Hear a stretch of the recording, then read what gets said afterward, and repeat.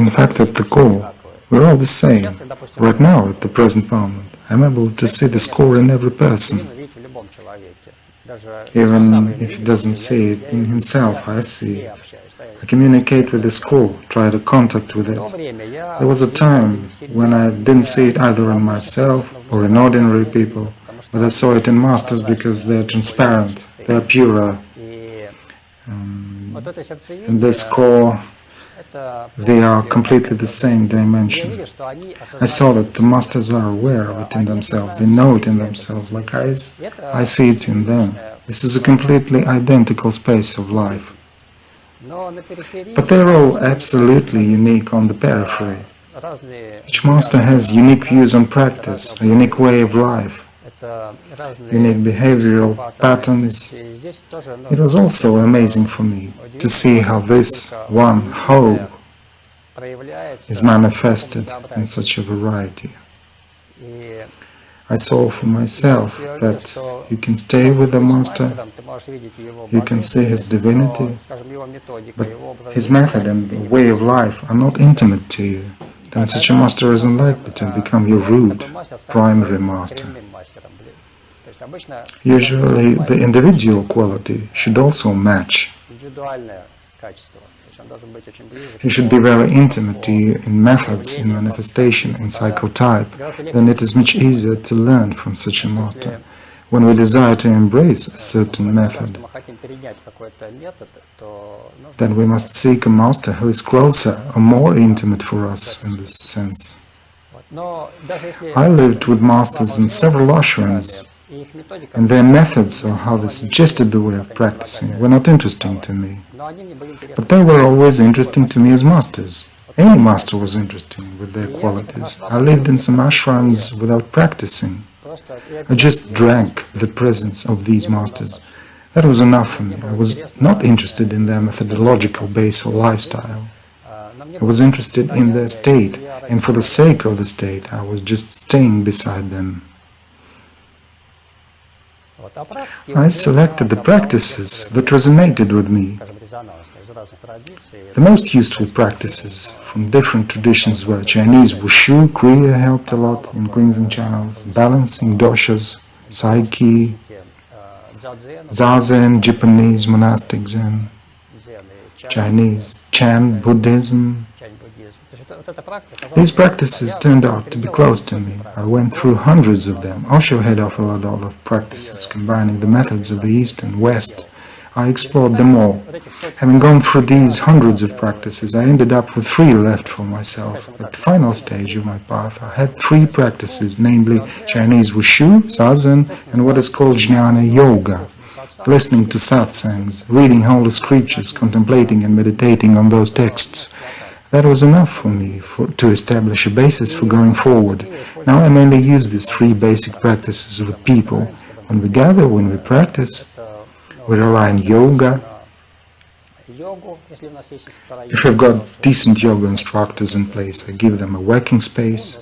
Also, Qigong, Wushu, Zazen and satsangs are the basis of the classes. Sometimes we can add something like a psychological training, but these areas are auxiliary, secondary keys.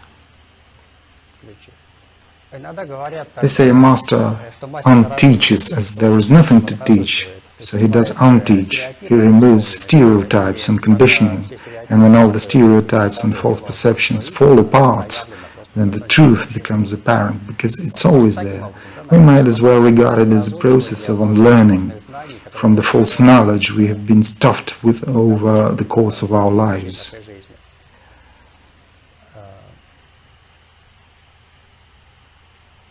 Interestingly, at one time I noticed I could often make it out spot on whether one had a living master or not, whether masters had worked with their consciousness or they are self-taught, trying to do something themselves, because this stamp of awareness, self-observation, reflection, and the master's work is detectable in them.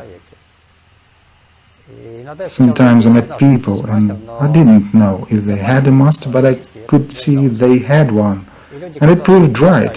People who have never interacted with living masters, never gotten in touch with them, but practiced alone, were quite different. Interestingly, there are masters with closed group and testing. To get to such a master, you need to pass the test. Such schools exist. They have been before and they remain. That is, there are certain tests to become a disciple. Many modern masters do not set any boundaries. Should someone wish so, he can come and make contact, but he becomes a disciple when love happens. A transmission channel through which one can broadcast that which is beyond words, beyond the practice. Then it really is discipleship. Before that, the person can be a student, as Osho said. He is a student, he's gaining knowledge, he's doing something, but there's no channel for this deep connection through the heart. Once such a channel has been established, in my opinion, can a person become a disciple. And the master doesn't need this love. The student needs it to enable a deep understanding and transmission over to him through this infatuation. Falling in love cannot be done by a technique or ritual. Sometimes people come to me and ask, how to become your disciple? I say, listen, I don't have any special initiation into my discipleship. You come, and if this happens to you, and you begin to feel the connection by yourselves, then I can neither allow it nor forbid you to do it. Should it happen so, you are a disciple. It can be not apparent or not spoken anyhow. It's just that you know it, I know it, maybe no one else knows. So it's happened, and for me that's discipleship. That's when you are becoming a disciple, and not some kind of external entourage around the initiation procedure. If the soul is mature, if a person was practicing in past lives, he has some groundwork, and if it opened in him spontaneously, that's possible. Then he can start practicing himself. It's normal. A book can act as a trigger. Suppose I read a master's book and it activated something in me, this ability to be aware. Some situation or anything else can serve, and the person could take the path spontaneously himself. There are even cases of realization without a master, like Ramana Maharshi, Tolle, that is, they realize themselves without a master. Such cases are rare. It's like playing the lottery, where the probability of winning is 1 in a million. Of course, when someone has the opportunity to interact with a living master on the physical plane, his chances of development are much higher indeed. It enables a feedback at any time, a possibility to check any progress, as in any area, no matter what we take, yoga, wushu or dance. If a person is self-taught, then it will be evident, unless he's a genius, a Beethoven, a Mozart in music. He's bound to play in a certain way, even if he learns from notes, from books. If he's being taught by a fully realized professional, it will be a different story, a different skill level, a different learning speed. Everything is the same here.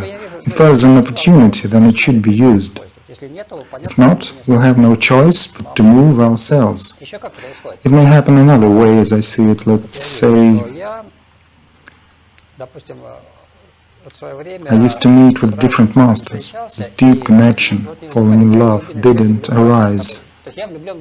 I was in love with the truth. That was enough for me. I loved any master because he was the realization of this truth. I loved the truth, and the master was the culmination of this truth in space. I loved them all. I felt affection, gratitude, and appeal to all of them. Something special can work with one particular master. Something sacred, a deep feeling of closeness. It's like a man, if he's mature and masculine, he will feel respect, a kind of love and attraction to any woman, because this is the opposite pole. Any woman will be his sister or mother or beloved to him. It's not a question of the marital status step in a passport, it's just an attitude towards a woman. Any woman next to him will feel that she is respected, that she is loved. Any woman. But one certain woman, out of all, will be even more special for him.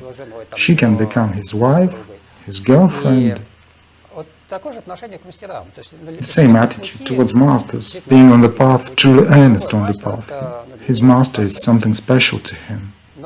But among all these masters, one can find someone even closer, intimate.